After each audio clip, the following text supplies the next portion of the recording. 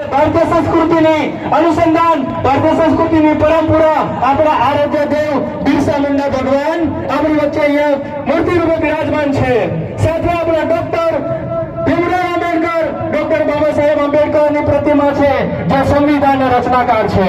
આ આપણે કેમ ભૂલી શકાય? ભારતીય સંસ્કૃતિ આપણું જતન થઈ રહ્યું છે. આપણા ભારતીય સંસ્કૃતિની અંદર આપણે પૂજા કરવાની આપણી ફરજ બને છે.